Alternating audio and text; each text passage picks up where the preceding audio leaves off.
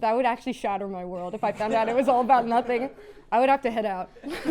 But thank you for having me. I don't like movies anymore, though. Hey, what's up? It's Lindsey from Snail, and I'm with MUBI at Posteritati. So I chose Skinnamarink because I think I'm one of the movie's biggest fans in the entire world. I saw it in theaters like 4 times. I got into an argument with somebody at a theater on like the 4th one. Just this girl stood up at the end and was like, "That was about nothing," and I was like, actually, maybe you're not understanding. I was like, I've never been confrontational like that at the movie theater.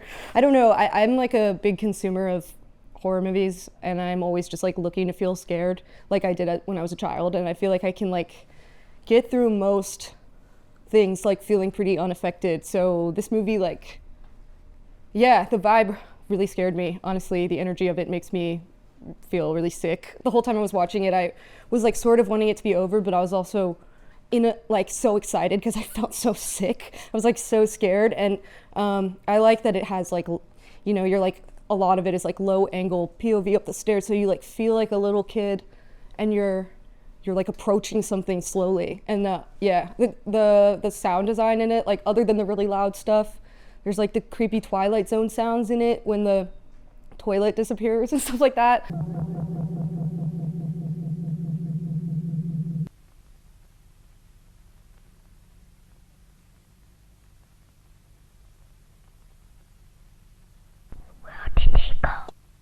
For some reason there's just like a bunch of stuff about it that's off.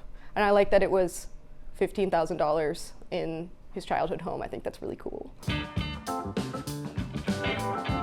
Okay, so Donnie Darko was one of my favorite movies when I was in high school, and I think it really shaped my movie taste. And I love the soundtrack. It has like some of my favorite songs of all time on it, Under the Milky Way by The Church. And the first time I ever heard that song, I was like at a bar that was trying to close, and I was like one of the only people in there, and I was like, this is the best song I've ever heard. Yeah, with that scene where he's like walking down the stairs with the like hoodie, the skull hoodie, and then this is the part where there's about to be all those like spirits coming out of the body shots. It's so beautiful with the Under the Milky Way. This actually came up like 3 days ago with my girlfriend and her roommates, where it was like, I was like, do you guys think you really understand Donnie Darko, like even to this day? And one of them was kind of like, yeah, and I was like, okay, explain. I chose this movie because I love the way all the effects look, and it's another one. I guess there's kind of a theme here where I'm like, I really respect lower budget stuff when it actually is like becomes revolutionary.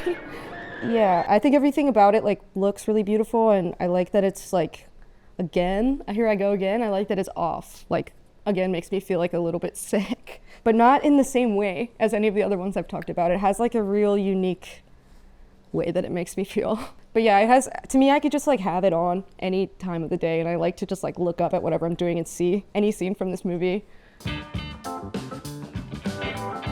I picked The Shining because it was one of the first ever horror movies that I ever saw. I saw it for the first time when I was 8, and it like really rocked my world. I was so scared to go to sleep every night. Like, I've read the book like 4 times, and I'm obsessed with the lore of the Kubrick versus King thing, and I think it's kind of laughable how much better the movie is than the book. Oh, like, it's actually like, the vibe switch is like the fact that they made a made-for-TV movie of it more based on the book, I think makes a little more sense. Like, I love all the scenes with whatever his name is, the butler guy. Like the bathroom scene, I just painted the guest bathroom in my house like that, so it's like red and like deep, it's like deep crimson and white, kind of to make it scary for my guests a little bit. I've never seen this before, and I was just like really captivated by this artwork, and I think Shelley Duvall is one of the coolest looking people ever, so I like to see her in this illustration style. I could look at this forever. What's funny is like more recently, the stuff that really freaks me out is like the whatever he calls his finger. Tony. Yeah. All the Tony stuff freaks me out way more than everything else all of a sudden as an adult. I'm like, and also let me give a little love to the book. The Tony stuff in the book freaks me out a lot. And maybe that's why I can carry it on in the movie, but the ending scene is like one of my favorite endings of any movie. And that is also one of the scariest parts to me. But yeah, there's a lot to chew on. The acting's incredible. And there's nothing else like it. It's one of my favorite movies of all time. Well, I'll just say, as a Black Swan fan that like heard that there are similarities between the two, it was cool to get into Perfect Blue because I could like the like frame for frame similarities are really cool and interesting, and I kind of like that the story like took me in places I wasn't expecting. And yeah, I have like paranoia about like, some of those exact things, obviously on a different scale. But it definitely like did a great job on me because those are things I think about like all the time. Getting stalked by like a weird predator.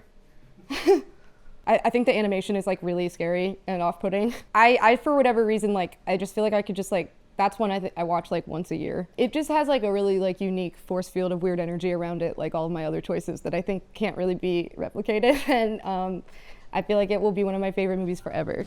Thank you so much for watching. This is Lindsey from Snail Mail, signing off.